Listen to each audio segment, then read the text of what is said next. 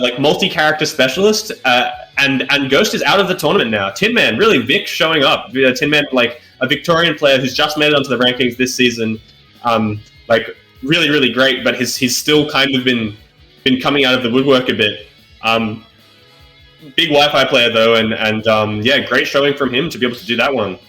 Yeah, Tin Man's been a player that I've seen for a good while throughout all Wi-Fi brackets and the like. So I love seeing him pop off because he's so good and he's so hard diverse. He's got such a distinct play style that is very, very grim to try and deal with. And now we've got Poppt versus Jdizzle. So this is some content. I can see the thumbnail now. I played the best player in Australia? Yeah, very much so. And Poppt1's on the old Smash 4 main as well. So it's interesting to see because he's got a very good Mario.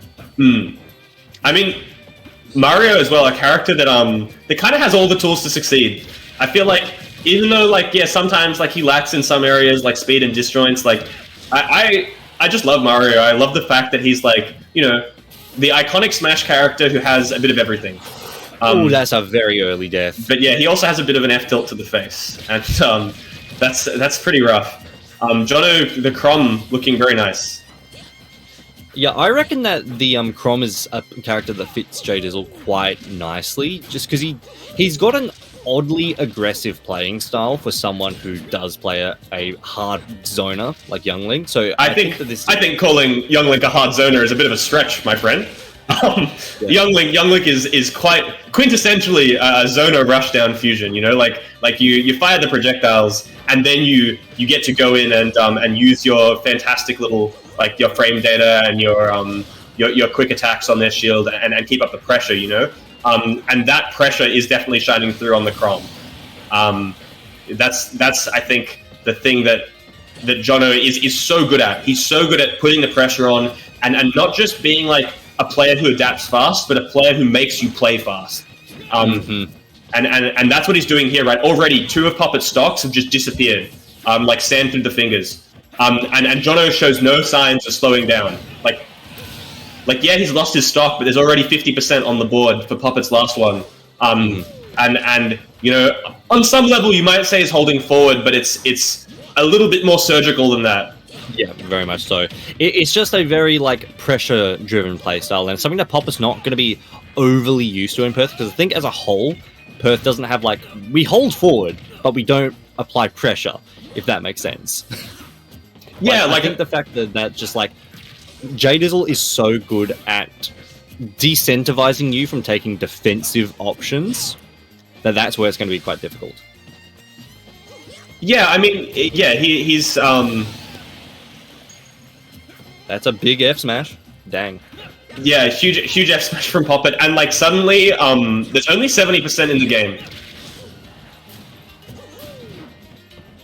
Yeah, this certainly isn't impossible for Poppt1 to claw back now. With Mario's insane combo game and ability to just kill you stupid early off of random conversions. And you can see how the game has slowed down now as well, as I think Poppt1 like slowing the game down, and Jono also like making sure he doesn't want to take any straight hits. He doesn't want to get hit by a combo starter and then take 80%.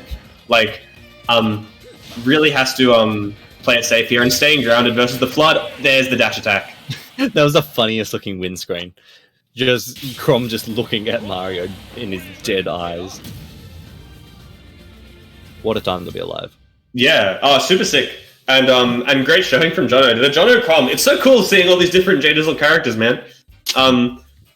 Bring these out in bracket. The Young Link's cool, but show me some of the other stuff. Because does Jdizzle play any other characters other than Young Link in bracket? Because not really. I've ever seen one. Yeah. He's played secondaries very rarely, but like 99% of the time it's Young Link. Like, yeah, that's fair. I guess when you win locals with a character, why mess with a formula that works? I think there's a real on one level, like, don't get me wrong, I think like playing a bunch of different characters is awesome, and it can make you like a much more well-rounded player. But like, there's also, I think you gotta give it up for Jono being able to just stick to the same character and hone his execution and hone every matchup and hone every single thing day after day, week after week, like year after year, just playing Young Link. Like it's pretty insane, you know. Like I think there's a little bit of boredom for a lot of top players, at least the people I've talked to, in playing the same character against every bracket, against every player, you know. Like for 3 weeklies a week or 4 weeklies a week, for years and years, you know. Like to be able to just stick to Young Link is awesome, but it's not going to do him any favors in a bracket like this, though. Very much so. Yeah, this is where having that flexibility is going to come into your favor. But it shows that he still does have some flexibility under his belt, because you don't beat players like this just by not understanding how the characters work. Exactly. Yeah. I mean, yeah, he obviously plays, you know, plays all the characters in friendlies and in the training room and on Elite Smash. Just not playing them in bracket, keeping the bracket environment for his mains normally. But now we've got the Jdizzle Cloud and the Poppt1 Pichu. Yeah, the Poppt1 Pichu is a throwback to the very first character that he mained in Ultimate, because he used to be a Chrom and Pichu co-main, like, week 1, basically. Back when both of the characters were absurdly broken.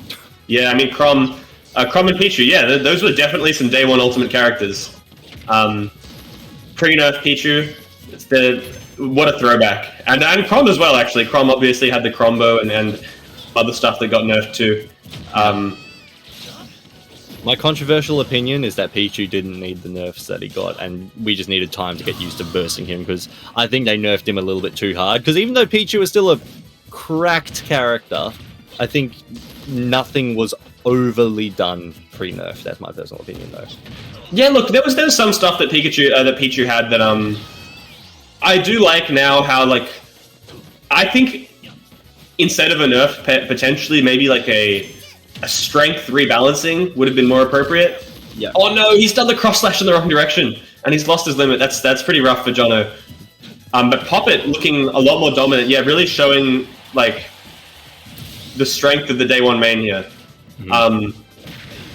But yeah, like I think Pichu, the fact that they made Pichu's like self damage actually meaningful, I think was really good, because, you know, pre-nerf, like the Pichu self damage was like pretty much nothing.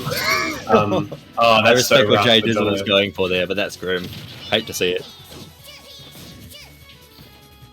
Okay. He made that huge back. Recovery. Yeah, the Pichu quick attacks very far. That's insane. Maybe I take back what I said. Maybe Pichu did need the nerfs. I mean, a lot of players, like now especially, have like been coming with the opinion that Pichu's still very good. There's just the thing that was like, why play Pichu when you can play Pikachu? Yeah, which I find that argument kind of funny, because they do achieve very different things, I think. Because Pikachu is a very safe combo-oriented character, but Pichu is your full-on glass cannon. Yeah. Oh my gosh, that limit cross slash, kind of whiffing again.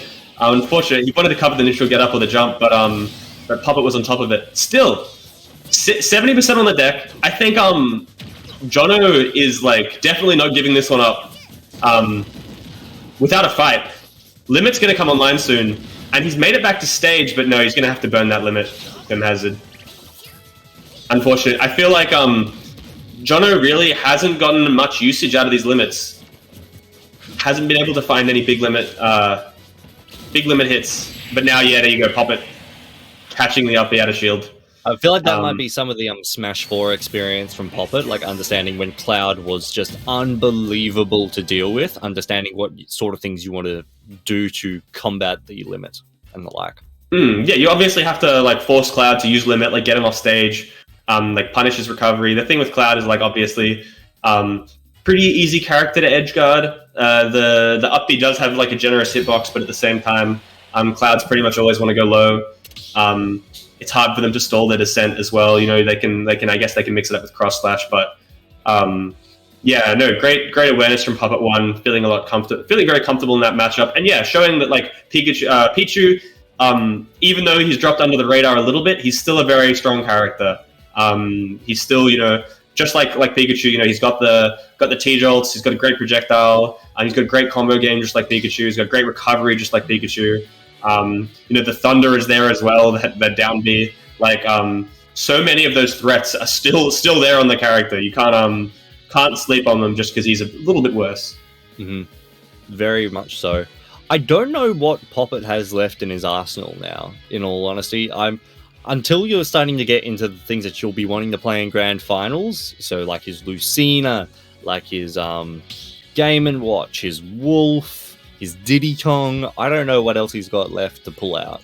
Look, I think when you're a fundamental player, like when you're a top player and you have the fundamentals, there are so many characters that do just like shine through. Like even if he hasn't picked, I guess it's a bit annoying to keep track of what you picked. Like, oh yeah, can I play Wolf? No, I played him in Winners Round 2. Or like, can I play Roy now? Oh no, I played him in the quarterfinals before this or whatever. But like, there are enough characters in this game that I think you can stay on top of it.